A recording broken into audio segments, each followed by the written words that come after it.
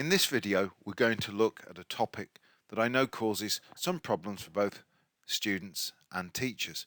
We're going to look at ways of adding and resolving forces. We'll start off by adding together two forces which are at right angles.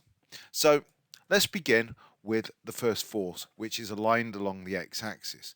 So draw the force arrow so that the length of the arrow is proportional to the force. Then draw the y force.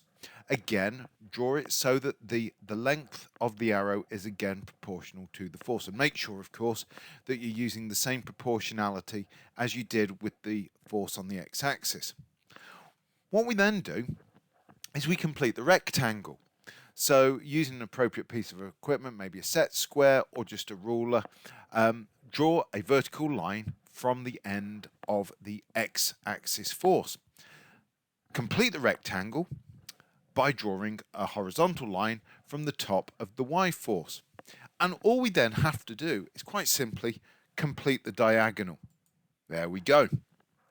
Now, we've worked out what the resultant force is, but we're always going to need two measurements. And those two measurements are going to be the magnitude of the force, which is related to the length of the line, and the angle relative to some set direction, more often than not to the horizontal.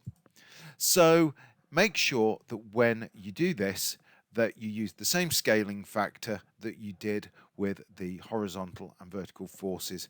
Don't forget to work out and measure the length to work out the force, and also measure the angle. So that's simply how we add together two forces at right angles. But of course, in the real world, forces more often than not are going to be at right angles. So let's kick off with trying to add together two forces which won't be at right angles. So we'll begin with a set of axes. Draw a set of axes or use a piece of graph paper, and then draw on your first force. The chances are you'll be given a force with a magnitude and an angle. So draw that on. So you know that force could be 10 newtons at 15 degrees. And then draw on your second force. There we go. Again, make sure the length of the length of the arrow is proportional to the size of the force. Now this is a bit more complicated than on the previous slide. On the previous slide we had a rectangle. This time we're going to have a parallelogram. So your next step is to go to the end of the first force, and we're going to draw a line which is parallel to the second force that we drew. We're then going to draw another line to complete the parallelogram.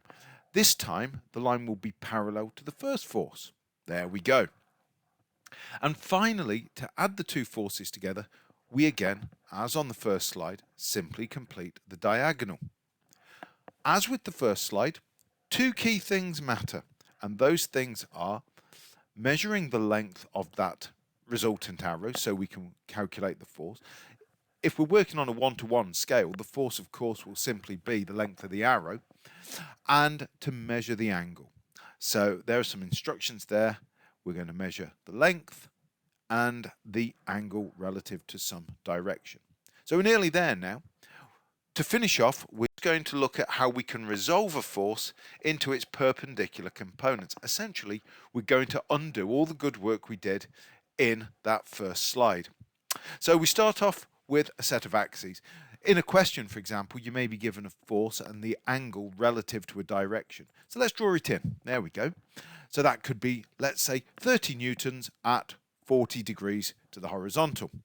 Now this is quite straightforward, in fact, because what we're going to do to start with is we'll go to the end of the arrow and we'll drop a perpendicular. If we're working on graph paper, that's really easy. We just draw in a vertical line down to the horizontal. And then we draw in a line going across to the vertical axis, across to the y-axis. And finally, we just draw in arrows along the x-axis and the y-axis, and that gives us the components, as long as we remember to do our calculation with proportionality. So I hope that's helped, and I look forward to talking to you again.